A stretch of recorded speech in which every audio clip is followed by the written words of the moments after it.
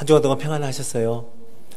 네, 하나님의 은혜 가운데 다시 만남을 기뻐하고 또 하나님 앞에 감사를 드립니다. 카리스 성가대 너무 귀한 찬양 언제나 감사드립니다. 우리 함께 기도하겠습니다. 사랑하는 주님, 우리 성가대의 고백을 우리 온 성도들과 함께 하나님 앞에 올려드립니다. 하나님은 위대하신 우리의 주님이십니다. 주님은 온 땅과 만물을 창조하셨고 우리의 모든 인생을 주관하시며 지금도 모든 역사의 주관자 되심을 믿습니다. 하나님 아버지, 하나님을 높일 때, 그 위대하신 하나님을 고백할 때 우리의 마음이 가장 기쁨을 고백하오니 하나님, 예배하는 이 시간, 찬양하는 이 시간, 하나님을 높이는 이 시간이 우리에게 참 기쁨이 되게 하여 주시옵소서. 그래서 하나님을 예배 드림이 기쁨이 됩니다 고백하는 이 예배가 하나님 평생토록 주님 앞에 서는 그날까지 멈추지 않는 우리 성도들의 고백이 되게 하여 주옵소서. 반월교회의 예배마다 위대하신 하나님 능력을 베풀어 주시고 반월교회의 예배마다 하나님이 주시는 기쁨으로 충만케 하여 주옵소서. 감사하며 우리 구주 예수님의 이름으로 기도드립니다. 아멘.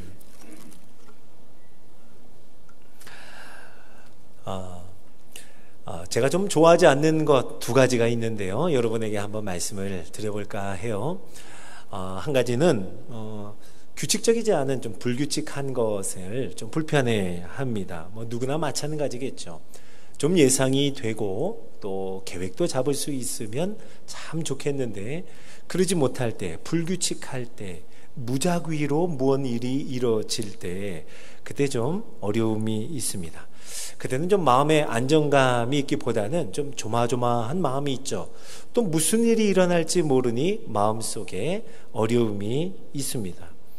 예를 들어 군대 훈련소에서 일을 좀 가만히 생각해 보면 줄을 쭉 세워놓고 오늘 정리하고 오늘 청소하고 오늘 좀 고된 작업을 할 사람들을 뽑는다 하면 세 번째 줄 이렇게 그냥 무작위로 어떤 규칙도 없이 그런 명령을 내린다면 참 마음에 불편함이 있죠. 그 다음에 세 번째 줄을 피해서 한번 서보면 이번에는 내가 서 있는 7번째 줄, 또 어떤 때는 너 하고 한 사람을 지목하고서는 대각선으로 남어 이런 식으로 하면 우리 마음이 언제나 노심초사 마음의 편안함이 없을 거예요. 또 한 가지 좀 어려운 것이 있다면 선착순이에요. 여러분은 선착순 좋아하십니까? 저는 그 방식 자체가 별로 마음에 들지 않습니다. 모든 사람에게 다 열려있는 기회가 아니고 그 많은 사람들 중에 단 몇 명 소수에게만 주어지는 그 기회, 그것이 저에게는 좀 마땅치가 않은 것 같아요. 최선을 다해서 선착순을 하게 되면 한번 열심히 달려보기도 하지만 어떤 때는 가령 여자들보다 먼저 들어왔다고 치사하다고 다시 보내기도 하고, 또 어떤 때는 선배나 또 형이 돼가지고 후배들보다 이렇게 배려하지 않고 먼저 들어왔다고 다시 보내기도 하고, 이런 선착순이라고 하는 것이 제 마음에 불편함이 있어요. 자, 오늘 본문을 보면은요 이렇게 말씀합니다. 2절을 한번 보세요. 예루살렘에 있는 양문 곁에 히브리 말로 베데스다라 하는 못이 있는데, 연못이 있어요. 그런데 그 이름을 히브리 말로 베데스다라고 한답니다. 이 베데스다라고 하는 히브리 말을 우리말로 번역을 해보면 이 정도입니다. 자비의 집 정도로 번역할 수 있겠어요. 자비의 집, 자비가 넘치는, 자비가 많이 있는 그런 연못이었던 것 같아요. 자, 그곳에 어떤 자비가 있었기에 연못 이름을 자비의 집이라고 붙였을까요? 계속되는 말씀을 보면 거기 행각 5이 있고, 그리고 3절로 넘어갑니다. 그 안에 많은 병자, 맹인, 다리 저는 사람, 혈기 마른 사람들이 누워라고 말씀합니다. 많은 병자가 있었대요. 정말 많은 사람이 있었던 것 같아요. 그리고 맹인, 다리 저는 사람, 혈기 마른 사람들이 누워 있었다는 겁니다. 몇 가지 부류의 병자들만 성경에서는 언급을 했지만 이뿐이겠어요. 각종 병을 가진 사람들이, 수많은 병자들이 운집해 있었을 것이다. 우리는 예상할 수 있습니다. 왜 이렇게 많은 병자들이, 그 아픈 사람들이 이 연못 주변으로 해서 모여 있었을까요? 무엇을 기대하면서, 어떤 자비를 바라면서 이 자비의 집이라 불리는 베데스다 연못에 머물고 있었을까요? 계속되는 말씀이 우리에게 그것을 말해줍니다. 물의 움직임을 기다리니 라고 3절 마지막에 말씀하면서 이제 4절로 넘어가면, 이는 천사가 가끔 못에 내려와 물을 움직이게 하는데 움직인 후에 먼저 들어가는 자는 어떤 병에 걸렸든지 낫게 되밀어라, 이렇게 말씀하고 있습니다. 보니까 이 연못은 천사가 내려온다는 연못이에요. 천사가 내려와서 한번 물을 움직이게 한 후에는 먼저 들어가는 사람은 어떤 병에 걸렸든지 낫게 된다는 겁니다. 그 병이 가벼운 감기이건 또는 무거운 암에 걸렸든지요, 가벼운 병이건 무거운 병이건 오랫동안 가지고 있었던 병이건 아니면 단기간을 앓았던 병이든 어떤 병이든 관계없이 나을 수 있다, 낫게 된다. 놀라운 연못이죠. 정말 자비로 따진다면 대단한 자비입니다. 이보다 더 큰 긍휼은 없을 듯해요. 과연 자비의 집이라 불리기에 충분한 그 이름에 걸맞는 연못이 바로 베데스다 연못이었습니다. 이 연못에 대한 소식이 모든 사람들에게 퍼졌을 때, 특별히 아픈 사람들에게 그 귀에 들렸을 때 어떻게 가만히 있겠어요? 다 몰려들었겠죠. 엄청난 소망을 주기에 충분한 자비의 집이요 베데스다 연못이었습니다. 자, 그런데 바로 거기에 누가 있었는가? 오늘 성경 5절은 이렇게 말씀합니다. 거기 38해 된 병자가 있더라. 38년 동안을 앓은 병자, 아픈 사람이 거기에 있더라 말씀해요.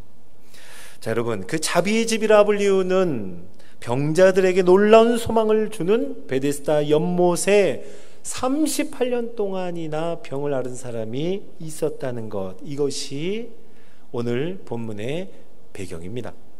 신비하고 놀라운 효력을 가진 자비의 연못에 어떤 병에 걸렸든지 다 나을 수 있는 그 가능성이 활짝 열려있는 그 자비의 집이라 불리는 연못에 38년 된 병자가 누워있는 것, 이것이 바로 성경 속 배경의 현실이었습니다.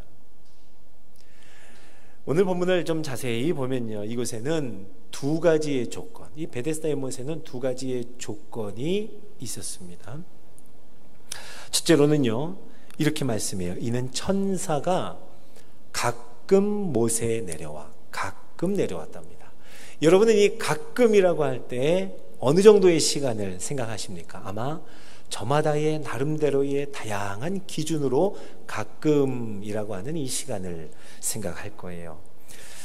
분명한 것은 규칙적이지 않았던 것 같아요. 불규칙적이었던 것 같습니다. 일주일에 한 번, 무슨 요일 몇 시에 라고 하면 참 좋을 텐데, 일주일에 한 번이 아니더라도 격주에 한 번, 한 달에 한 번, 또는 1년에 한 번, 하다못해 4년에 한 번 열리는 올림픽 마냥 그렇게 규칙적이면 우리는 미리 준비할 수도 있겠고, 계획을 잡고 또 어떻게 하면 먼저 들어갈 수 있을까 아마 전략을 짜보기도 할 텐데요. 그렇게 규칙적이지 않았던 것 같습니다. 가끔이라고 말하는 거 보니 무작위로 천사가 내려오는 그 천사의 스케줄이라고 할까요? 그 천사의 스케줄이 규칙적이지 않아요. 들쭉날쭉한 천사의 스케줄을 그 누구도 알 수 없었습니다.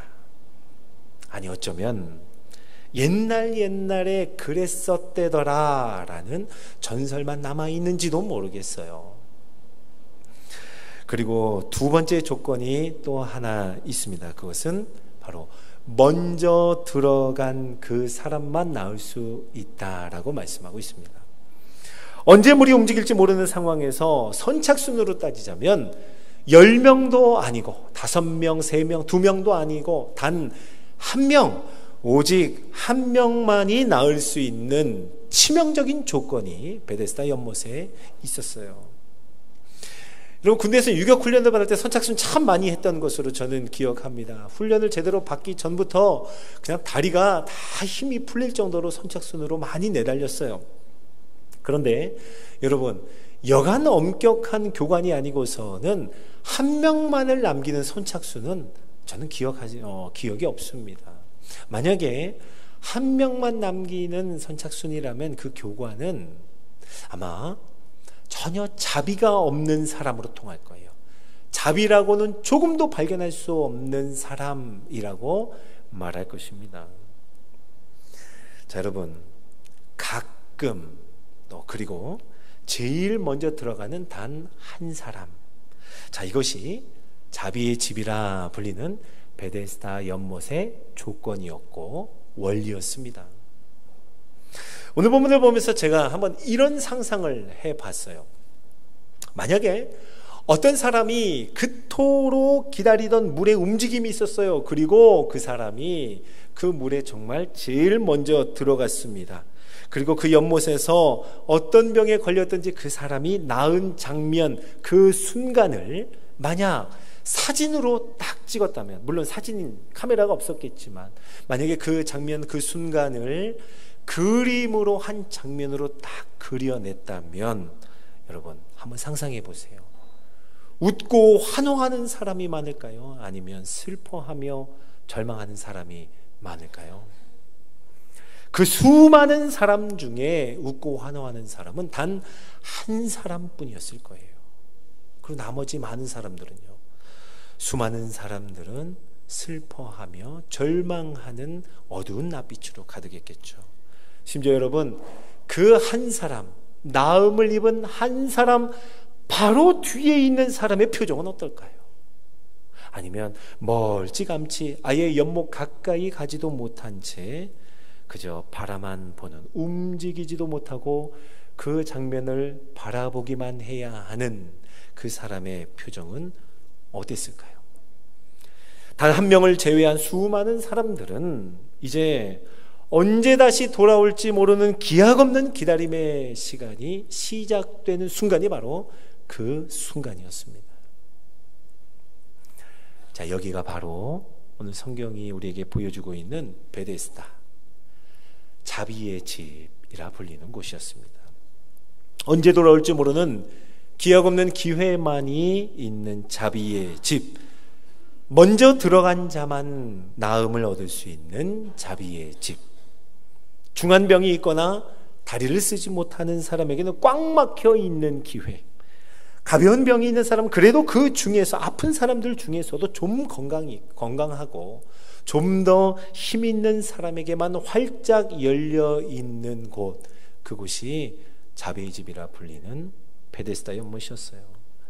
이것이 바로 오늘 성경에서 보여주고 있는 연못가의 차가운 현실이었습니다. 자비의 집이 아니라 냉혹함의 집이에요. 소망의 집이 아니라 오히려 절망의 집이에요. 그런데 성도 여러분, 한번 잘 보세요. 우리가 살아가고 있는 매일매일의 삶, 우리가 발을 디디며 살아가고 있는 이 땅, 세상에서의 삶의 방법, 삶의 원리가 마치 이 베데스다 연못의 원리와 같지 않습니까? 불규칙한 운명에 맡겨서 살 수밖에 없는, 그리고 앞선 자 1등에게만 열려있는 기회, 어떻게 해서든 1등을 하려고 더 앞으로 나아가려고 하는 삶, 인생, 이것이 바로 우리의 삶이요 베데스다 연못가의 차가운 현실이고 함께 공통적으로 볼 수 있는 방식, 원리였습니다. 바로 거기에 38년 된 병자가 있는 거예요. 여러분, 38년 동안 누워 있었다. 만약 한두 달만 먼저 누워 있어도 아마 몇 년이라도 지나가는 것 같을 텐데요, 38년이라는 감도 잡히지 않는 그 긴 세월을 이 병자는 누워서 신음 속에 살고 있었습니다. 여러분 생각해 보세요. 그 긴 세월 동안 그 그 오래도록 무리동할 때마다 다른 병자가 나와서 자리를 들고 돌아가는 그 뒷모습을 하염없이 바라보며 얼마나 절망하고 또 절망하기를 반복했겠습니까? 그 속이 어떻겠어요? 아마 새카맣게 타버렸을 겁니다. 이 베데스다 연못, 자비의 집이라 불림에도 불구하고 나에게는 소망이 없는 곳이구나 라는 건 몰랐을까요? 분명히 알았을 거예요. 알았지만 그 부질없는 미련 때문에, 혹시나 하는 생각 때문에 그곳을 떠나지도 못하고 있는 사람이 38년 된 병자였습니다. 자, 사랑하는 성도 여러분, 그 차가운 현실 속에, 절망으로 가득한 그곳에, 소망을 발견할 수 없는 거기에 오늘 예수님께서 오셨습니다. 예수님이 오셨어요. 6절을 보세요. 예수께서 그 누운 것을 보시고 병이 벌써 오랜 줄 아시고 이르시되 내가 낫고자 하느냐, 내가 낫고자 하느냐. 약해질 대로 약해진 그 몸을 보시고 예수님 다 아시는 거예요. 그리고 물어보시는 겁니다. 무너질 대로 무너진 그 마음과 영혼을 보시고, 예수님은 다 보시는 거예요. 그리고 아시고, 그리고 물어보십니다. 내가 낫고자 하느냐라고 하는 이 38년 된 병자를 향한 질문은 사실 네가 나를 믿겠느냐, 너 나를 믿느냐라고 하는 믿음에 관한 질문인 줄로 믿으시기 바랍니다. 이 세상에 아무도 해결할 수 없다고 이미 결론 내린 그건 놓고 주님은 이제 나를 믿고 나를 소망하며 나에게로 나오겠느냐라고 묻고 계시는 거예요. 믿음을 묻고 있습니다.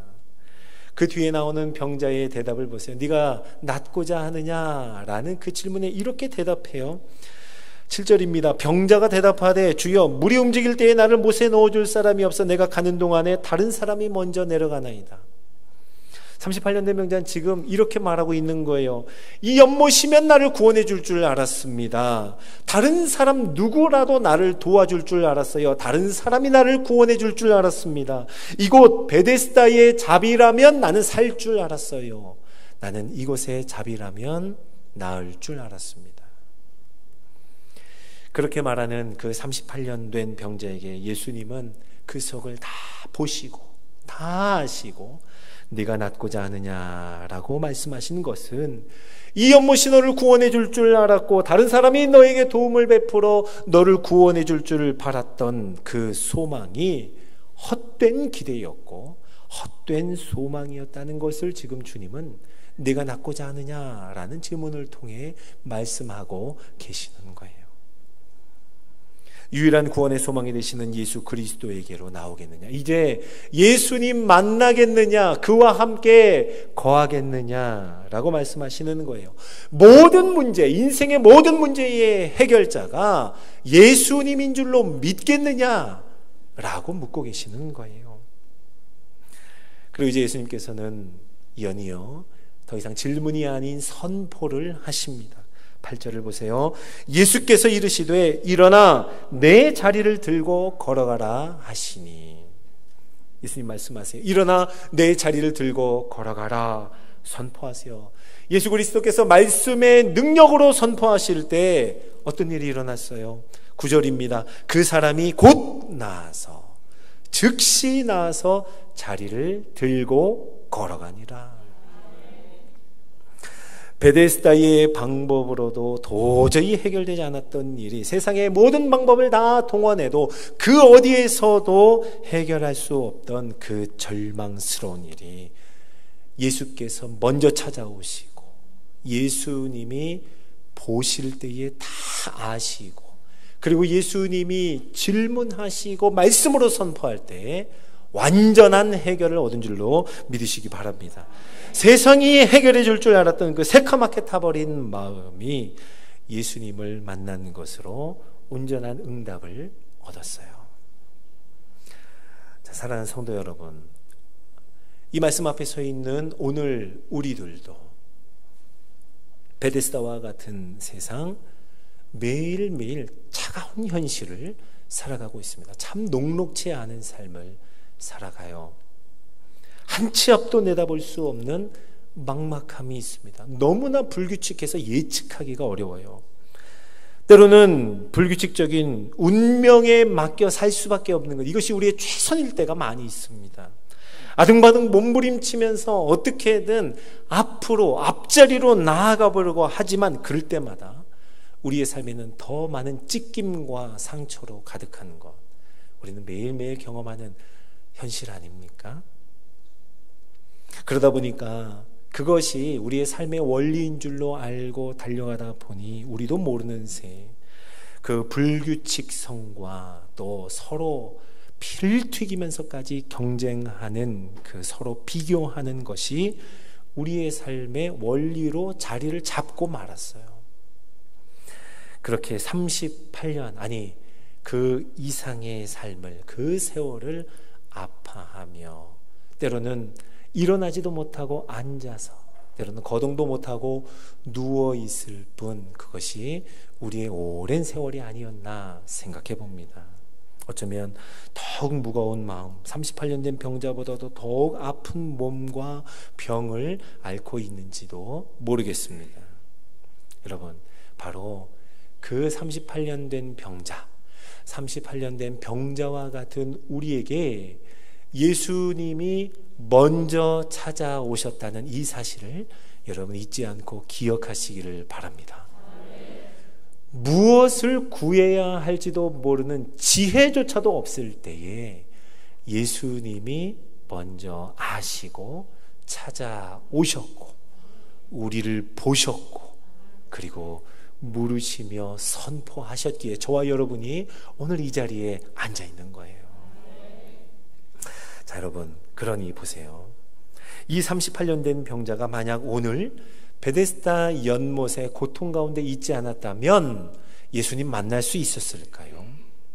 만에 하나 누군가의 친절한 도움으로, 이 38년 된 병자가 기대하고 있었던 것처럼 누군가의 친절한 도움으로 물이 움직일 때에 자신이 먼저 못에 들어가서 나음을 입었다면 이 사람 지금 이 자리에, 오늘 이 자리에 있었을까요?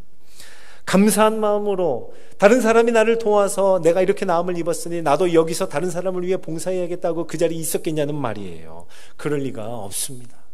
베데스다의 원리가 그런 것이 아니었어요. 세상을 살아가는 방식이 그럴 리가 없습니다. 병은 고칠 수 있었겠지만 인생의 근본적인 문제의 해결 되시는, 주관자 되시는 예수님을 만날 수는 없었던 거예요. 자, 사랑하는 성도 여러분, 지금 저와 여러분에게도 38년 된 병자와 같은 많은 제한과 아픔과 또 앓고 있는 병, 우리가 당하는 수많은 고난과 고통의 무게가 있습니다. 얼마나 많은 짐을 지고 살아가는지 몰라요. 육체의 연약함이 있죠. 마음의 병이 있습니다. 아무리 애써도 풀리지 않는 산적한 문제로 매일매일 가득하죠. 여러분, 그렇다면, 만약 그렇다면 우리의 원래 모습에 더 가까워진 줄로 믿음으로 고백할 수 있기를 바랍니다. 여러분, 하나님 앞에서 우리의 원래 모습이요, 우리는 스스로는 아무것도 할 수 없다 고백할 때 우리의 원래 모습에 아주 가까운 고백을 하는 거예요. 하나님의 도움이 없이는 한순간도 살 수 없습니다. 단 하루도 살 수 없습니다 라고 할 때 우리는 우리의 원래 모습을 잘 이해하고 깨달은 것입니다. 하나님이 그런 고백을 원하세요. 그러니 문제들로 인하여, 너무나 무거운 짐으로 인하여 우리의 삶에 많은 고통과 어려움이 있다면, 내 힘으로는 안 되는구나, 하나님이 없이는 살 수 없구나 라고 한다면 그 고통이 우리로 하여금 우리 스스로를 올바르게 고백하며 능하신 하나님 앞에 우리를 인도하는 줄로 믿으시기 바랍니다. 그러기에 여러분, 연약함과 질병과 비참한 문제들이 있다면 그것은 다름 아닌 예수님을 만나는 통로가 되는 거예요. 오늘 38년 된 병자가 그래서 예수님 만나잖아요.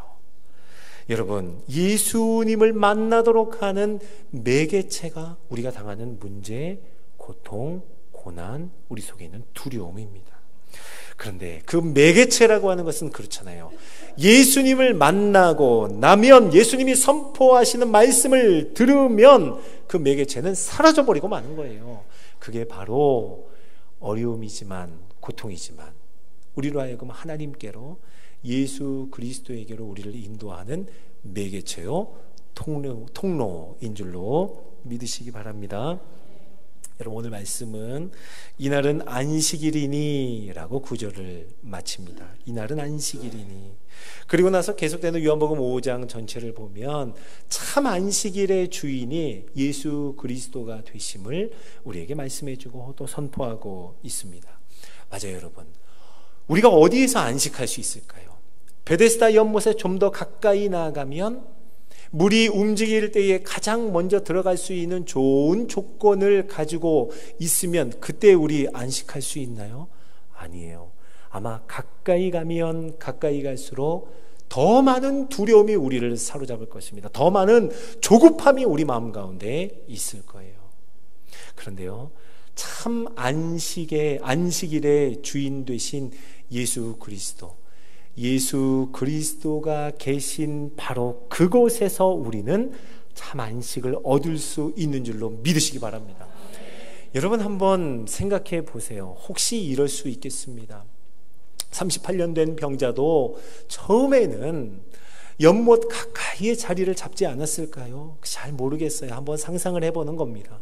그런데 시간이 지나면 지날수록 더 많은 사람들이 소문을 듣고 온갖 병자들이 왔을 때 그 자리가 좀 더 건강한 자들에게 밀리고 또 밀려서 어쩌면 연못으로부터 아주 멀리 있었는지도 모르겠습니다. 그런데 여러분, 연못에 얼만큼 가까우냐 보다 예수님이 어디에 계시는가, 이것이 우리에게 참된 안식을 주고 38년 된 병자에게 참 치유함을 주는 그 사실을 여러분 믿으시기 바랍니다.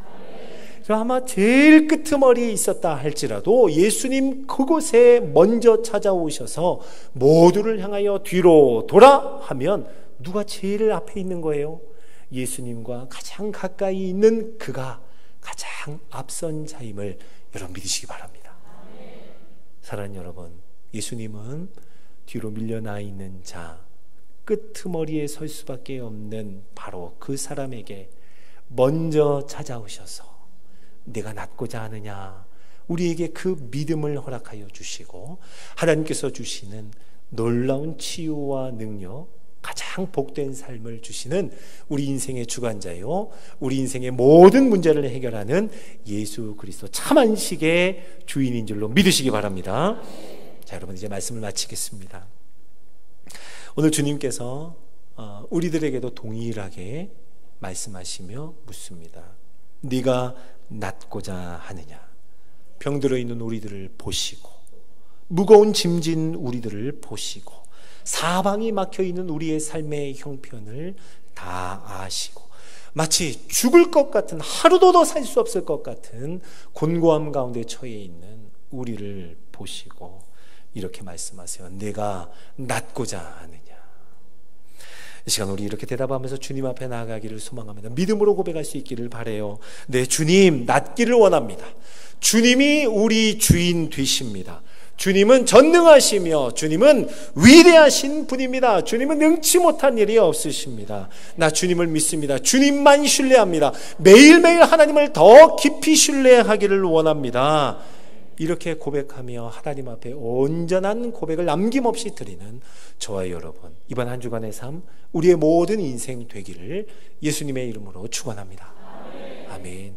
우리 함께 이 시간 말씀 기억하며 우리 합심해서 기도하죠. 하나님, 우리는 매일 차갑고 무서운 현실을 살아갑니다. 하나님 도와주시옵소서. 우리 힘으로 살 수 없습니다. 내가 낫고자 하느냐? 순간마다 예수님의 이 질문 떠오르게 하여 주시고, 네, 주님, 낫기를 원합니다. 주님이면 가능합니다. 주님만 하실 수 있습니다. 주님의 도움받으며 주님 손 꼭 붙잡고 나가는 우리 인생, 우리의 삶 되게 하옵소서. 같이 기도하겠습니다. 하나님 아버지, 이 시간 주님의 은혜를 간절히 간구하며 나아갑니다. 우리가 살아가는 삶의 모든 현장 꼭 베데스다와 같습니다.